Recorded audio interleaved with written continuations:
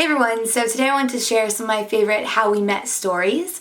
The other night I was getting drinks with a friend of mine and we started talking about this guy that she met and how that all went down, and I realized that I'm definitely a self-admitted hopeless romantic, and I really love hearing stories about how people meet in interesting, unique ways, stories that are filled with irony, coincidence, luck, or even serendipity, which is my favorite word after all.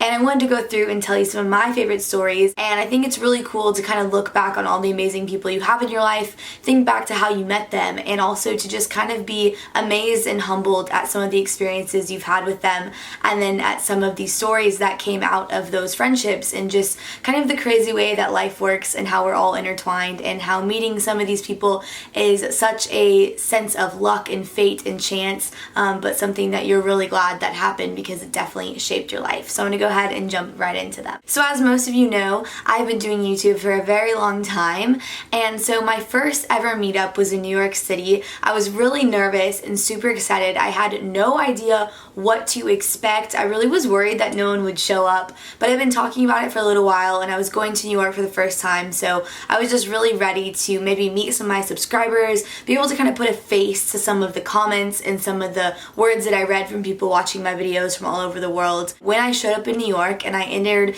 the outside of Forever 21, I was so blown away by all the people that I was able to meet. It was really, really nerve-wracking, but also just very fulfilling and surreal, and just really showed me like why I do this and why I take the time and the effort and, you know, make the choices that I do in order to be able to make videos, to connect with you guys, and to talk to you about so many things throughout my life.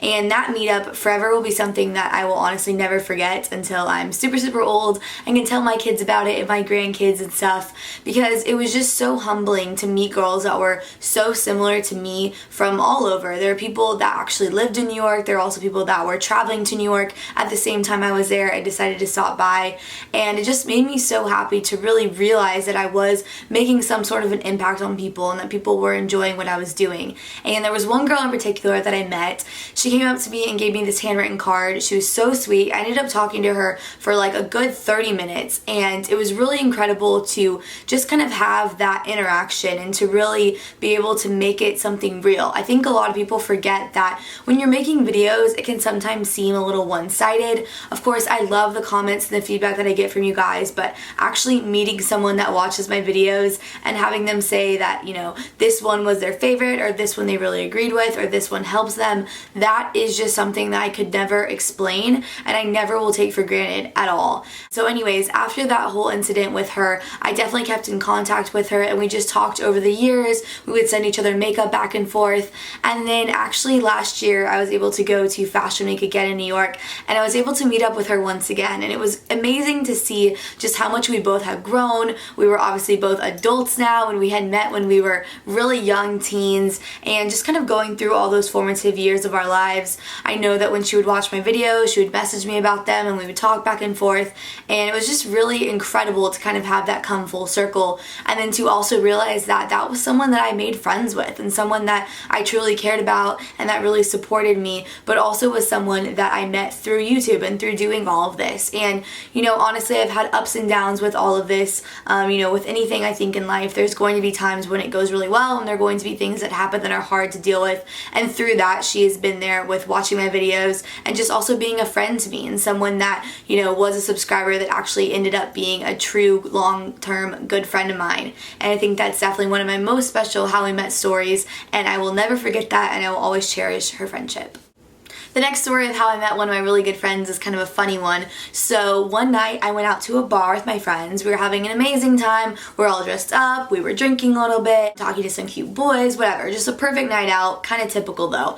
So then I went to the bathroom, and my other friends didn't have to go, and this was a bar we frequented, so I was fine going alone. I know a lot of girls like to go in like big groups and whatever.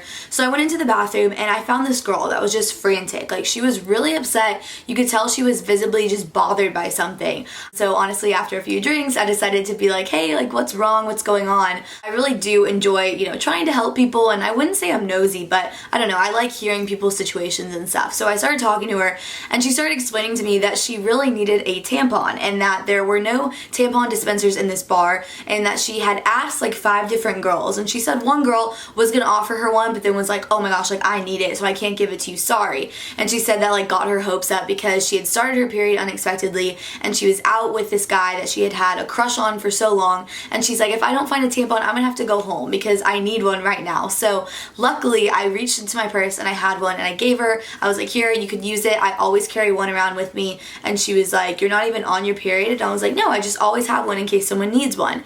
And that actually kind of sparked our friendship. After that, we kind of stayed in touch, and we went out a few more times, and she's actually one of my best friends to this day. But that kind of got me thinking about the idea of carrying tampons in your purse for other girls if someone else is ever in need of one. And I did want to go ahead and mention that I've teamed up with mylolo.com, which is an amazing website that offers a subscription service of tampons that are 100% natural. And I think this is a really big thing. I think a lot of people really care about what ingredients are in the food that they eat, the beauty products and makeup products that we use, but a lot of girls maybe don't realize that we should also care about what's in the tampons that we use. These are 100% natural. They don't have any synthetic dyes, fragrances, they're hypoallergenic, they don't have any additives, and a lot of major tampon brands are not very transparent about the type of plastic that they use in their tampon applicators, and then also, the cotton and all that kind of stuff. And it is really important to just be mindful of that and to realize that you may not actually look into it. And for me, if I could get something that's 100% natural, that's really good and gives me that peace of mind of something nice that I'm putting into my body, I'm definitely going to go ahead and take that route. I do have an amazing offer for you guys. If you want to go ahead and sign up on mylolo.com for your first subscription box, definitely use my code Megan Parkin for 60% off your first box of My Lola tampons. And if you do go ahead and subscribe, let me know that you did. Check them out. Let me know what you think. Like I said, this is a subscription service, so it comes to your house. You can change the frequency of how many times you want to get it delivered. You can also go through and you can actually customize the tampon applicator. So whether you need light or super, you can definitely customize that to your own personal period, because all girls are different. Some people may need more of one specific type, some may need more of one other type.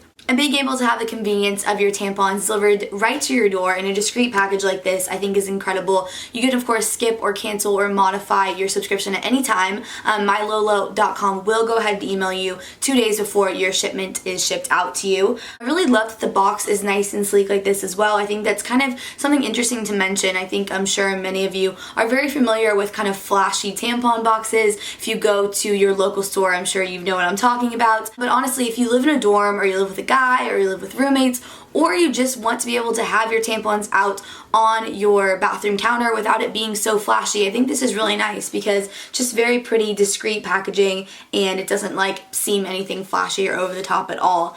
But most importantly, the Lolo tampons that are 100% cotton with BPA-free plastic applicators leave me feeling really worry-free about what I'm putting into my body, and that's something really important to me. And if you are not familiar with that with your tampons that you're using now, I urge you to get involved and just be informed. With knowledge, there is power, and I think if you take good care of yourself and you care about the other ingredients that you're using in your everyday life, like I mentioned, such as your food, your drinks, your beauty products, why wouldn't you care about what's in your tampons that you're using as well? I think as women, of course, we all have periods, so you might as well be informed and make good, healthy choices like that. The next person I met is one of my all-time favorite stories, and honestly, I've told this guy that if we ever got married way in the future, we would have the best how we met story, because I think this is honestly something kind of out of a movie. It doesn't even sound real when I'm telling you, but this is something that I will never forget ever, and it really taught me a good lesson overall. So, one time I was in California and I was driving down the coast, and I was with my friend, and we decided to stop right at Surfers Point. And so we were watching all the surfers surf, and the sun was going down. It was really a gorgeous scene, honestly, picture perfect looking.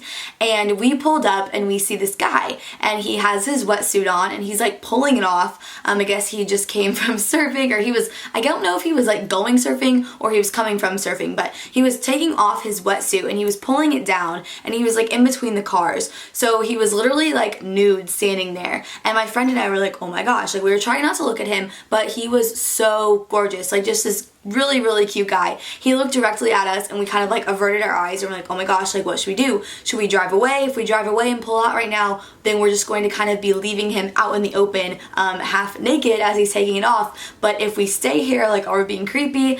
We kind of like went back and forth on what to do. So we decided to just stay where we were and not move, but we kind of just sat there in silence for a second. And I think he realized that we were looking at him. He realized it was kind of a slightly awkward little situation we were in. So then he kind of pulled his wetsuit back on and he decided to walk forward and go back out into the surf. And so we were like, oh my gosh, like that was incredibly awkward. You know, maybe he didn't see us looking at him, maybe it wasn't that weird, but we knew the damage was done and that he totally saw us just staring at him.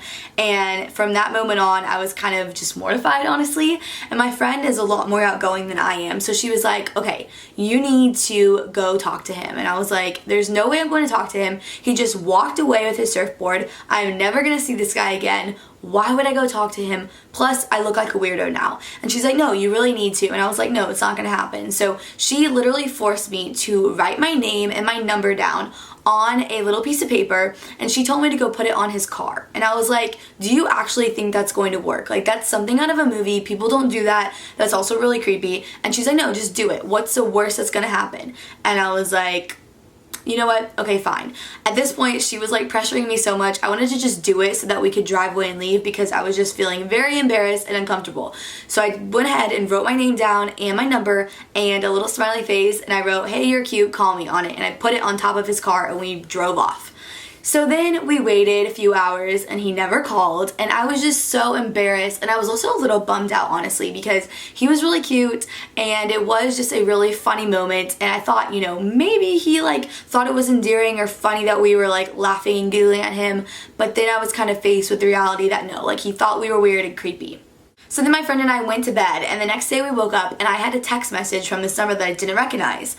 And it was from him, and he said, hey, you know, I just got your note. When I was driving home, it was dark, so I didn't see it. When I pulled in to my house and I came back out this morning, I saw that there was a note there, and I saw you looking at me. I thought you were really pretty, and I would love to go out and get to know you. And I was just blown away. Honestly, I did go on a date with him. I really had an amazing time with him. We're still very close to this day, and I think that was just probably the craziest how we met story ever. Like I said, he's still someone very special in my life, and I just think that when you kind of think of those things that maybe you have to force yourself to do, or positions that you have to be in where you maybe feel uncomfortable or out of your element, those are always the things that make the biggest impact. And I've realized like the things that I've been the most scared or afraid or uncomfortable doing have been the things that have really changed my life for the better. So as cheesy as it sounds, I think really keep that in mind and always kind of push yourself to do things, because you never know who you might meet in those circumstances. So that's it for today's video. I'll see you guys later, and I hope you have an amazing night. Bye!